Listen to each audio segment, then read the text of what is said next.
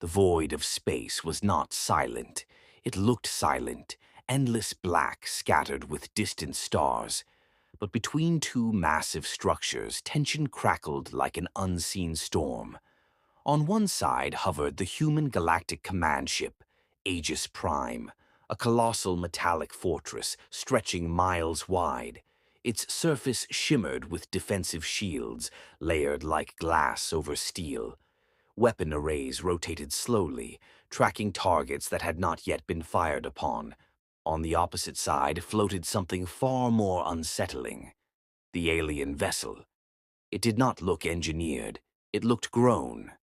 A massive, organic structure pulsing faintly with violet light. Veins of energy ran across its surface like living arteries. Its shape constantly shifted, as if it were breathing. Between them, an invisible battlefield. Inside Aegis Prime, deep within the command chamber, General Marcus Hale stood rigid, eyes locked on the holographic projection in front of him. The alien ship. "Distance?" he asked. "Maintaining 12,000 kilometers," replied Commander Eliza Grant. "They're holding position. No aggressive movement." Marcus narrowed his eyes. "That's not restraint, that's calculation." A sudden pulse of light flickered across the room. "Incoming transmission," said the communications officer. "Nonverbal encoding. Translating." The room dimmed as a three-dimensional figure materialized midair. The alien, tall, slender, semi-translucent. Its body seemed to be made of shifting light and fluid. No visible eyes, yet it looked directly at them. When it spoke, its voice echoed, not through sound but through thought. "You possess one of ours." Silence gripped the room. Marcus stepped forward. "And you're trespassing in our space." A pause. The alien's form flickered, adjusting. "Your concept of space is limited. We are here for retrieval." Eliza leaned closer to Marcus, whispering, "Sir, they're not asking." Marcus didn't respond. Instead, he spoke calmly. "You're referring to the being we captured." "Captured." The alien repeated the word slowly, as if tasting it. "Your language reveals your nature." Marcus's jaw tightened. "That being entered our system without authorization. We defended ourselves." The alien's form pulsed brighter. "It was not an attack unit." "Then what was it?" A long pause. Even the ship seemed to grow still. "A traveler." The word lingered. Marcus glanced at Eliza. She didn't look convinced. "Your traveler disabled 3 of our satellites and nearly destroyed a patrol fleet. It defended itself." "That's not how we see it." The alien moved closer, its projection expanding, towering over them. "Return it." The words were no longer neutral. They were a warning. Marcus crossed his arms. "And if we don't?" The chamber temperature seemed to drop. The alien's voice deepened, layered with something darker. "Then your species will learn the cost of possession." A ripple of unease spread across the crew. Eliza stepped forward now. "You're threatening us." "We are stating a consequence." Marcus let out a quiet breath. "Let's be clear," he said. "You entered our territory. One of your own caused damage.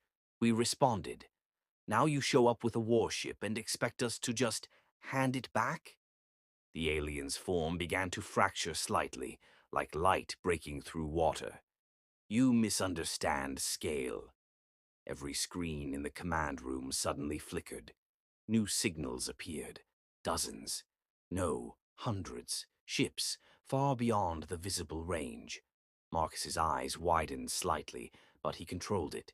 Eliza whispered, "Sir, they've got reinforcements." The alien continued, "This vessel is not a warship." Silence. "It is a messenger." That hit harder than any threat. Marcus leaned forward slowly. "Then what do your warships look like?" The alien did not answer. It didn't need to. The implication hung heavy. Marcus straightened. "You want your Traveler back. Fine, but we're not handing it over blindly. State your condition. Marcus exchanged a glance with Eliza, then spoke. We want answers. The alien tilted its head slightly. Define answers. What is it? Why was it here? And what exactly are you? A pause. The alien's glow dimmed slightly. You are not prepared for those answers. Marcus smirked faintly. Try us. Another silence, longer this time. Then, very well, partial disclosure. The room tensed. The being you hold is not an individual in the way you understand. Eliza frowned, meaning, it is a fragment. Marcus blinked. A fragment of what? The alien's form pulsed again. Of a greater intelligence. The air felt heavier. Eliza whispered, Sir, that thing isn't just one entity. Marcus raised a hand, silencing her. And this greater intelligence, is it hostile? The alien's answer came instantly. It is beyond hostility. That was not comforting. Marcus took a step closer. And what happens if we don't return it? The alien's voice dropped to a near whisper. It will begin to remember. A chill ran through the room. Remember what? The alien's form flickered violently now. Everything. Alarms suddenly blared across the ship. Energy spike detected, shouted an officer. From the containment deck. Eliza's eyes widened. Sir, that's where we're holding the alien. Marcus turned sharply. What's happening down there? Static filled the comms. Then a terrified voice. It's changing. The transmission cut. Everyone froze. Slowly. Marcus turned back to the alien projection. The alien was watching them. Silently.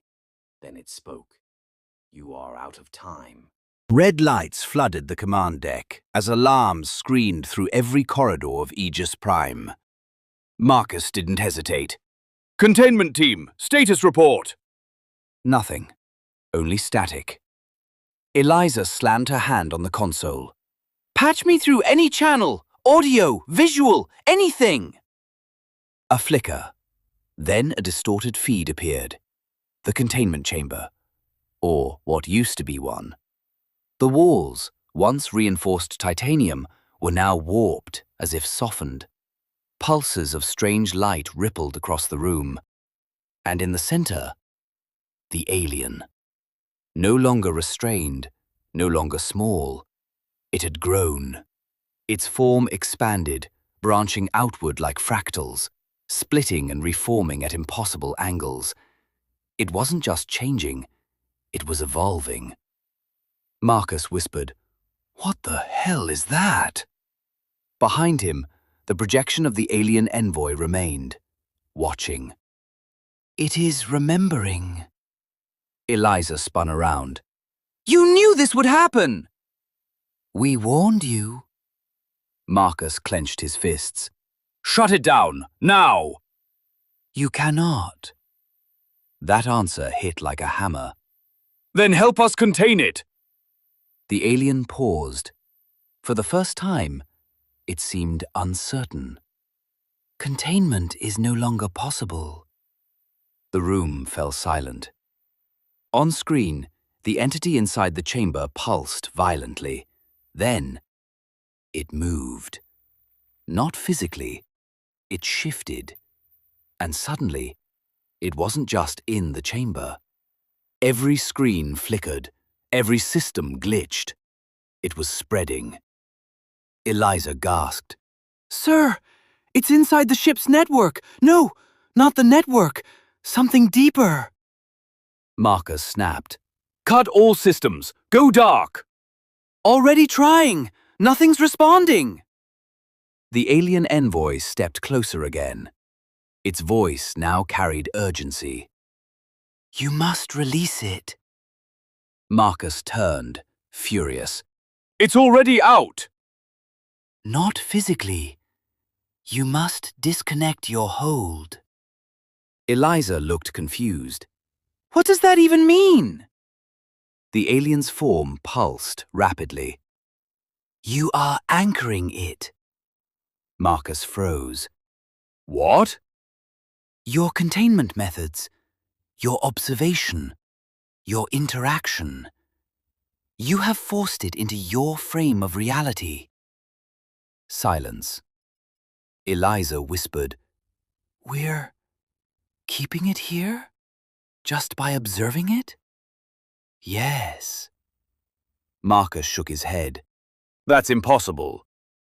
Not for it. On the screens, the entity began forming shapes, human shapes, faces. Voices echoed faintly. Crew members. It was copying them, learning them, becoming them.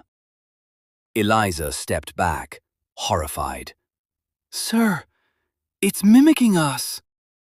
Marcus turned slowly to the alien envoy. And if we release it? It will return to its state. And if we don't?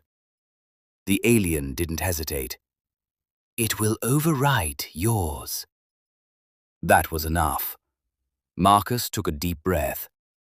All crew, listen carefully. We are initiating full cognitive blackout protocols. Eliza looked at him sharply. Sir, that means… I know what it means. He turned to the room. No visuals, no monitoring, no observation.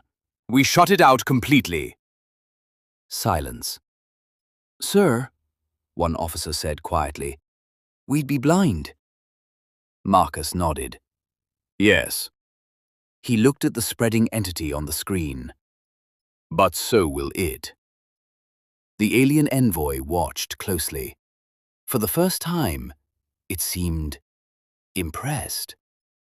You begin to understand. Marcus ignored it. Do it. One by one, the screens shut down. Lights dimmed. Systems powered off.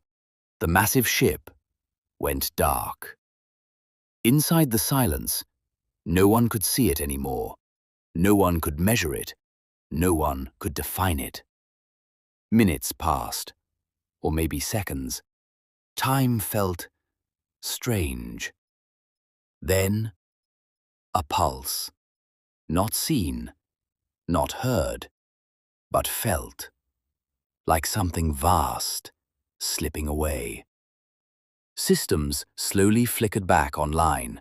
Screens reactivated. The containment chamber, empty. The entity was gone. A collective breath filled the room. Eliza whispered, Did we just let it go? Marcus didn't answer. He turned back to the alien envoy. Your turn. The alien's form stabilized again. Calm. The fragment has returned. Marcus crossed his arms. Good. Now get your fleet out of our space. A pause. Then, your species has changed. Marcus frowned. What? You perceived beyond your limits. Eliza exchanged a glance with him. That doesn't sound like a compliment. The alien's glow dimmed slightly. It is not. Silence. Marcus narrowed his eyes. What does that mean? The alien began to fade. Others will notice. Marcus stepped forward. Who? The last thing it said, before vanishing, those who do not negotiate. And just like that, the alien ship outside disappeared. No warp, no movement, just gone. Silence returned to space, but it was no longer empty. Marcus stood still, staring into the void. Eliza spoke softly. Sir, what do we do now? Marcus didn't look away. We prepare. Fade to black.